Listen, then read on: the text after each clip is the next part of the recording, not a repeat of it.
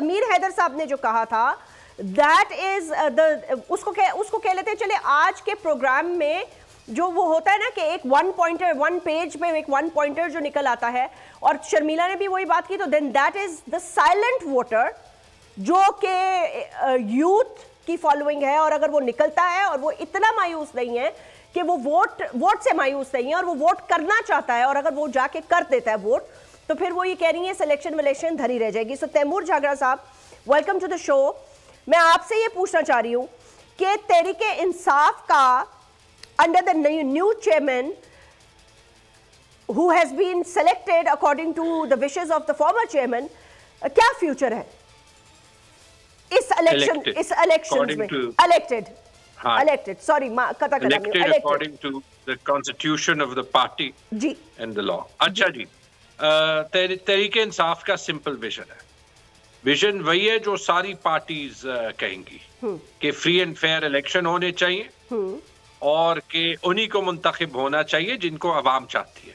ठीक, फर्क सिर्फ ये है जहां पे बाकी सारी पार्टियों को एक प्लेइंग फील्ड मिल रहा है, एक पार्टी को बहुत ज्यादा, उनको तो रेड कारपेट बिछाया हुआ प्लेइंग फील्ड मिल रहा है, और कुछ को कम। पीपल्स पार्टी ने एतराजात उठाए हैं जरूर, लेकिन पीटीआई को तो फील्ड ही नहीं मिल रहा। उसके बावजूद आप देख लें, जो एक चीज 2023 में ये सिलेक्टर्स शायद गलत समझ रहे हैं, वो ये है कि अवाम का माइंडसेट बदल चुका है। आपने 7-8 महीने पॉलिटिकल इंजीनियरिंग की कोशिश की, आज कोहाट का कन्वेंशन देख लें। आज बिलावल ने भी बड़ा अच्छा कोहाट में एक जलसा किया, लेकिन पीटीआई का nothing official about it convention देख लें, जिसमें उससे कोई 5 गुना ज्यादा लोग थे और उसकी इजाजत नहीं मिली थी।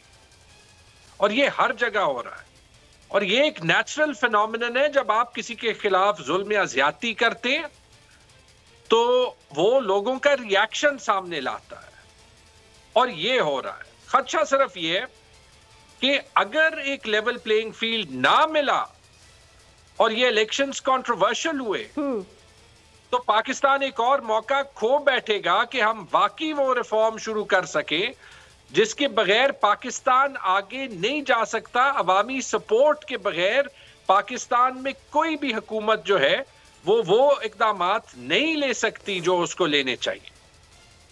ये सबसे अहम चीज है। ओके,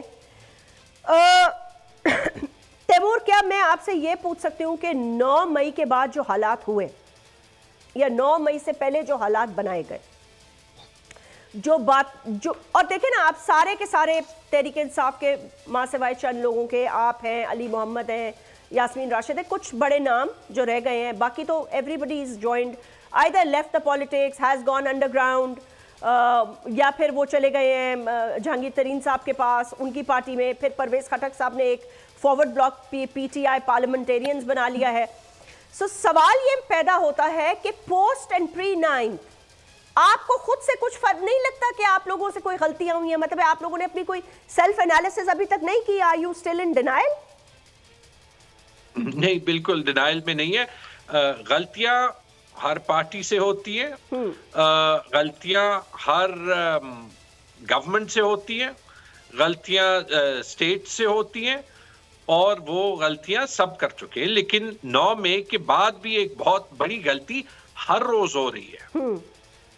जब आप कानून को इग्नोर करते हैं, आईन को इग्नोर करते हैं, आप जो है वो कानून और आईन को तोड़ के आम पाकिस्तानियों से उनके फंडामेंटल राइट्स, उनके ह्यूमन राइट्स लेते हैं,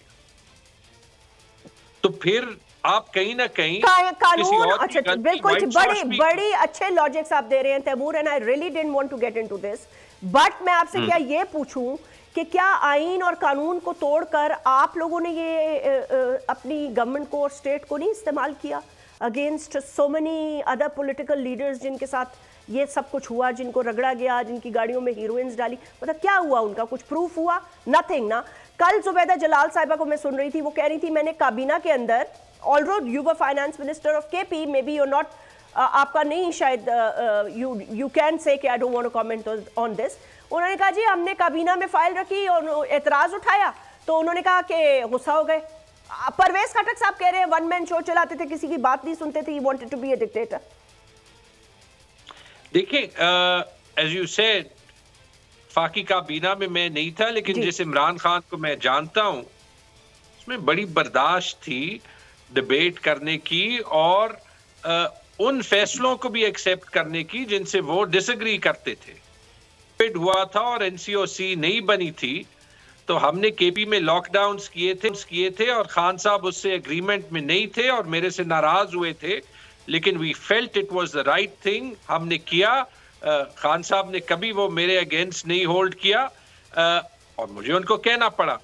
ये जो आफ्टर द इवेंट लोग चीजें कहते हैं ना, मैंने जुबैदा जलाल साहिबा को नहीं देखा, लेकिन माजरत के साथ खटक साहब ने 9-10 साल गुजारे। खटक साहब जिस पैशन के साथ पिछले साल में हमारी हकीकी आज़ादी मूवमेंट को लीड करते थे, मैं खुद उनको एडमायर करता था कि इस एज में एक ऐसे सियासतदान जिनको हम ओल्ड वर्ल्ड सियासतदान समझते थे, सही बात वो है, खुद बात ठीक कह रहे हैं, बिकॉज आई ऑल्सो रिमेंबर कि वो चीफ मिनिस्टर थे और इस्लामाबाद हुकूमत के खिलाफ पूरा धरना लेके आ गए थे। अगर ये वीडियो आपको पसंद आई है तो इस चैनल को सब्सक्राइब करें और बेल आइकन को क्लिक करें। सब्सक्राइब करें और बेल दबाएं ताकि कोई खबर रह न जाए।